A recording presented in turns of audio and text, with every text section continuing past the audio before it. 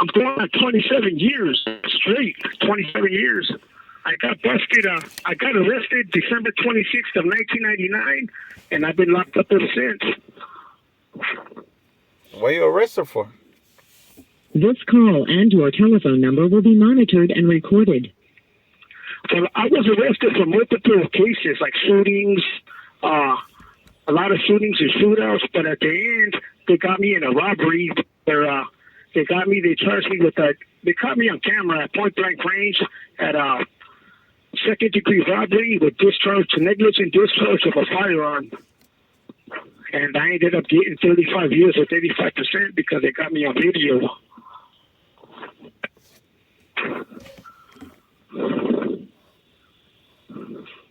Huh?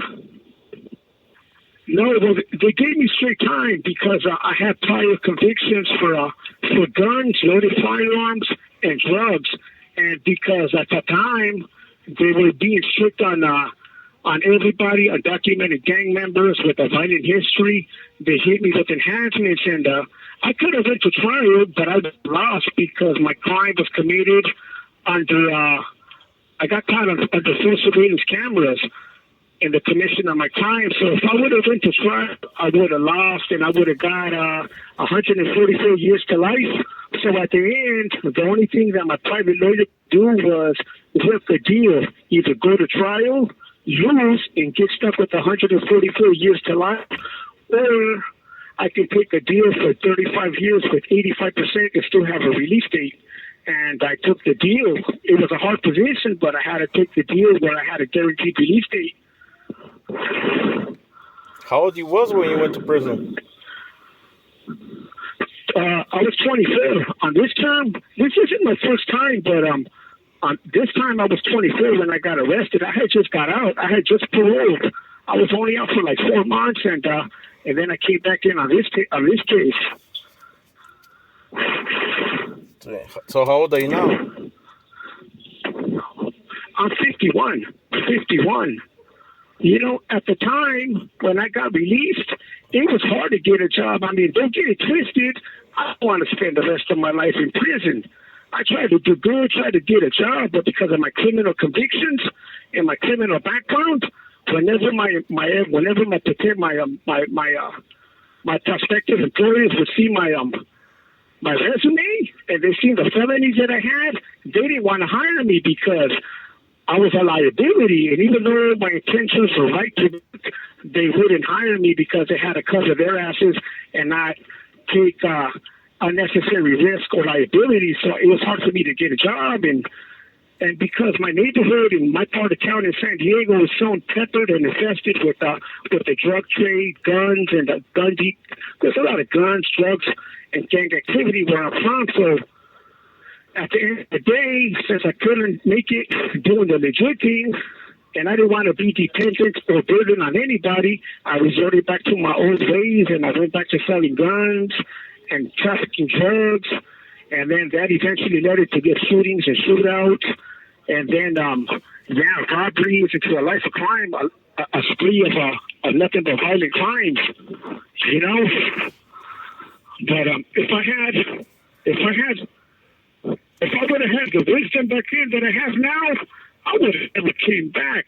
But back then, we didn't have, I grew up in a fucked up neighborhood in a messed up environment. I didn't have nobody to talk to me. My dad was doing life in prison at the time, so I didn't have my dad to talk to me. I didn't have nobody. Had nobody. All I had was negative people around me, negative influences, you know? And, yeah, if I would have had like maybe a mentor when I was younger, someone to talk to me, steer me in the right direction, I would have eventually, followed suit. But I had nobody. The only thing I ever knew was, packing guns, popping off cabs, shootings, shootouts, robberies, carjackings, gang-related activity, gang banging and selling guns, trafficking guns. I was hitting drugs, 5 minutes south of downtown San Diego, 15 minutes north of the border. I live right on the coast. I live 5 minutes south of downtown San Diego and 15 minutes north of the Mexican border. So I would always go down to Tijuana to go party at the club, Me and all my homeboys go down that party at the clubs, meet different girls, different people from different walks of life. And that's how we got connected with different people from across the border. And then we got involved in the illegal gun trade.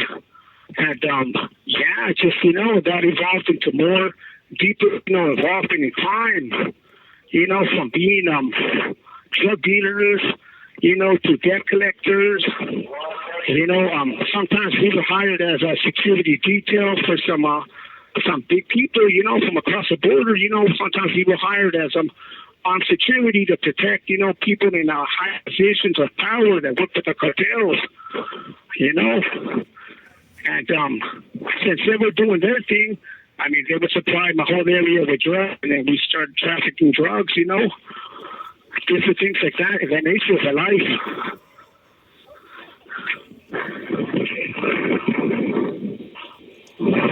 So what do you think is going to happen now when you get out? Oh, well, now that when I get out, I got my girl. We got our kids.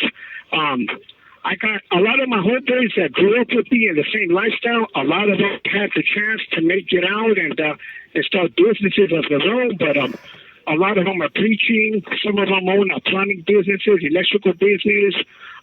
Some own construction. Some own restaurants. Some own car shops.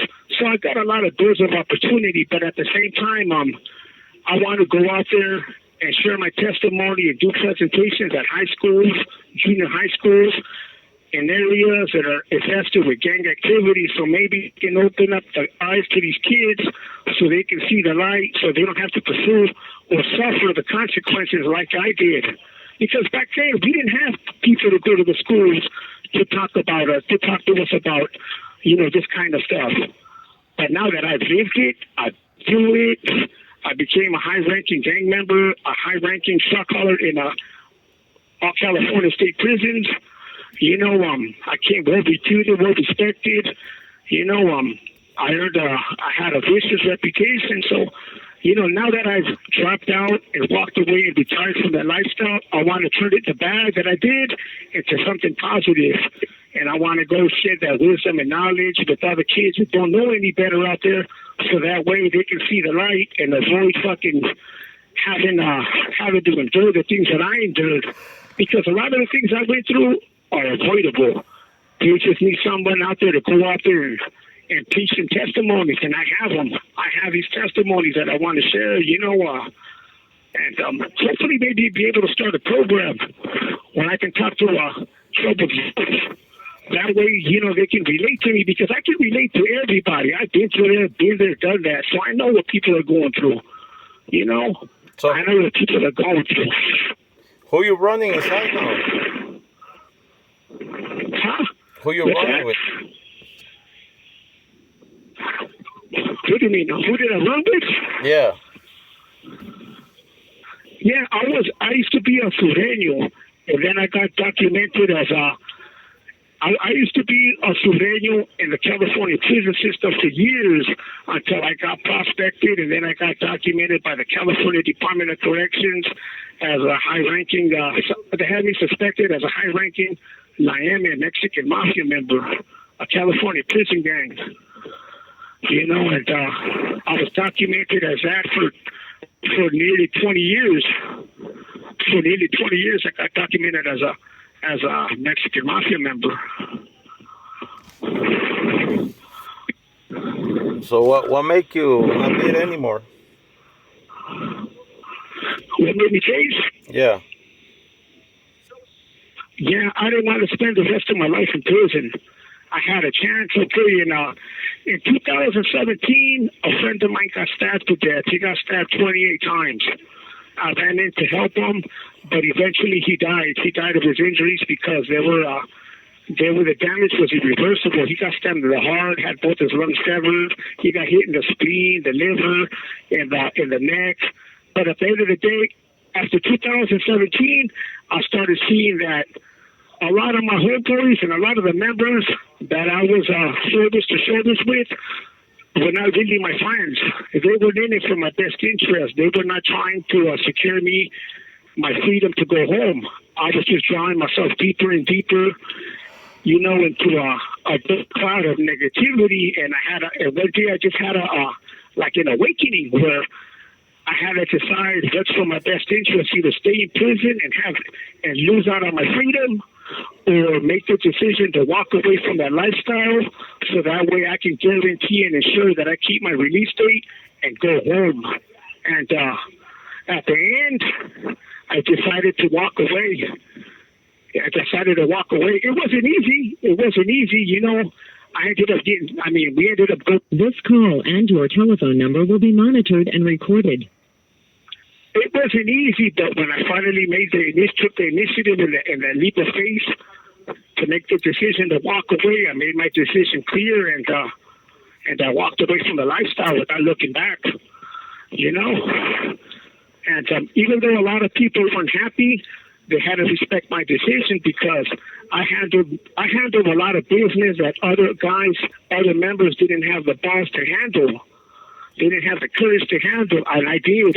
And at the end of the day, that's one of many things that were recognized about me, that they acknowledged and respected, that I always went above and beyond when I was actively involved with all that life of crime in prison.